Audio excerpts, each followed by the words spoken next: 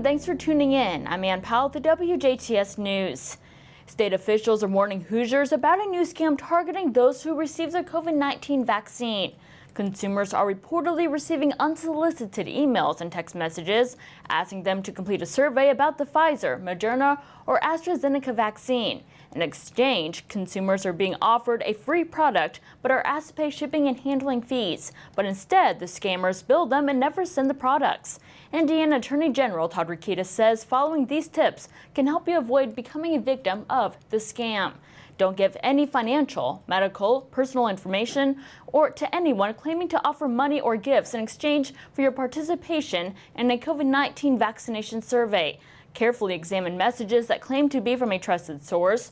Don't call or use that number in the email or text. If you'd like to contact the company who texted you for verification, look up the number online. Don't use any links or attachments. Doing so could install malware that steals your personal information without you even realizing it. If you believe you're a victim of a scam or would like to file a complaint, you can head to indianaconsumer.com or call 1-800-382-5516.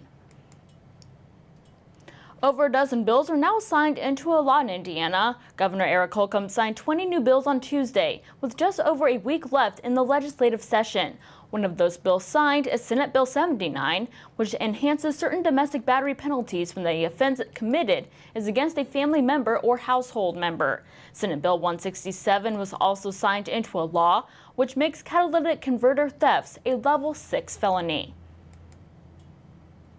Hoosiers in the class of 2021 now have more time to fill out the free application for federal student aid. The Indiana Commission for Higher Education recently extended the filing deadline for the 2021-2022 FAFSA beyond the state's original April 15th deadline.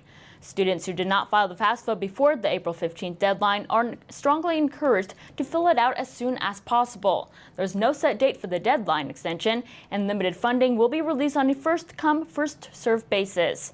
It's important for students and families who are not able to file the original deadline to file quickly.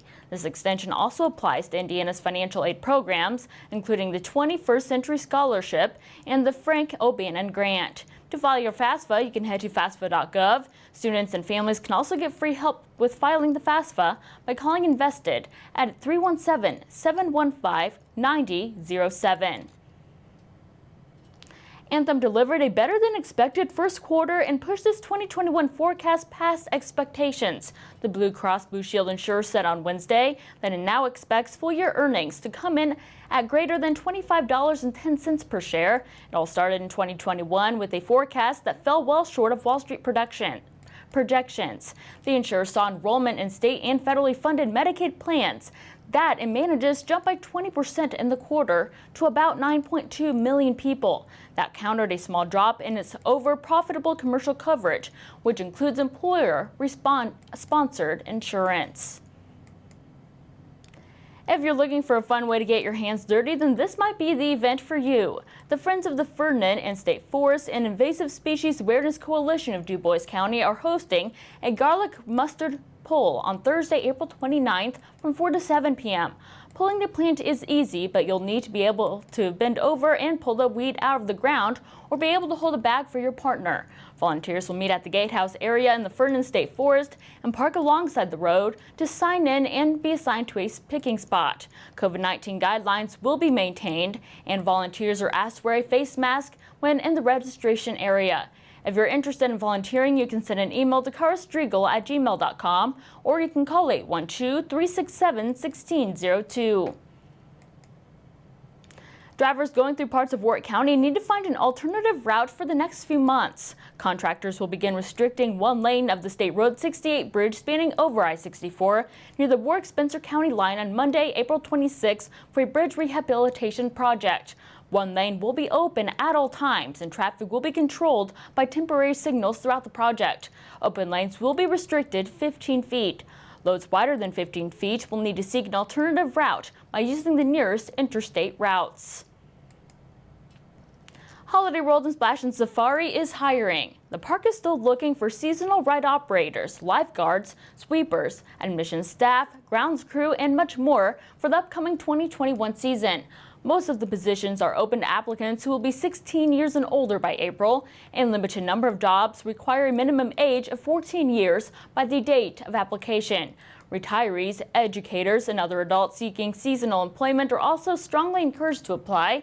Seasonal benefits include a personal season pass, park and food merchandise discounts, flexible scheduling, free admission to other parks, and much more. Starting pay for those 18 and older is $10 per hour. All employees are also eligible for up to 2 free uniforms. Special classroom perks are also available for educators. The park is also offering their employee transportation program again this season. For employees who don't have a ride to work, buses will be offered from Evansville, Newburgh, Boonville, Linville, Hobstadt, Huntingburg, Jasper, New Albany, Tell City, and Rio, and from Owensboro, Kentucky. To apply and for more information, you can head to holidayworldjobs.com. The Indianapolis 500 plans to host 135,000 spectators next month, which would make it the largest sporting event in the world since the start of the pandemic. Attendance figure is roughly 40% of what the grandstands would normally hold at the Indianapolis Motor Speedway. The number was determined after the Indianapolis held the NCAA men's tournament without seeing a significant spike in COVID-19 cases in the city. The race ran without fans last year for the first time in history. Most of the seating will be socially distanced in the grandstands. The viewing mounts and infield will not be offered. And stay tuned, weekly forecasts and sports with Kirk Gooksell are still to come on the WJTS News.